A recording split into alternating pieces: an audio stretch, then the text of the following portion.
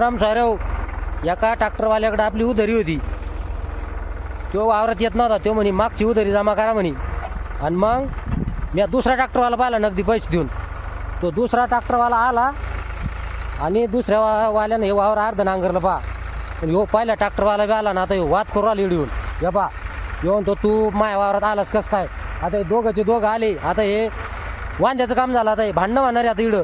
तो म्हणतो मग मागचे पैसे दिले तो दुसरं ट्रॅक्टर आणलं कसं काय. आणि त्या दुसऱ्या ट्रॅक्टरवाल्याला म्हणून राहिला तो का तू कसं काय याच्या वावरात आला. याच्यावर तर मग 8,000 रुपये माय बोखंडी. आता दोन्ही एका मागे एक भिडेले. त्याच्यामुळे आता हे मायावर लय बेतणार आहे. आता हे आता नेमकं काय करा काय नाही मला ते डोकं काम करावं. हो बाई गणू पाटील आहे आपला. याचे पहिले उधारी बाकी होते त्याच्यामुळे आपण शेनू बोलू सांगितलं होतं. आता शेनू भाऊ आले मागून ना. आता दोन्हीची चोट चालली. आता नेमकं मी निर्णय काय घेऊ कमेंट करून दोघं सांगा. कमेंट करून सांगा तुम्ही.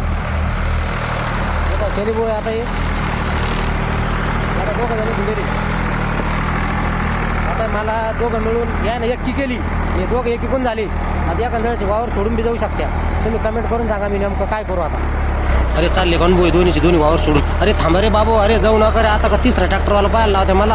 अरे बाबू निघले ना भाऊ एका मग एक हे बाबा अवघड काम झालं गाड्या. आता अवघड झालं आता लई.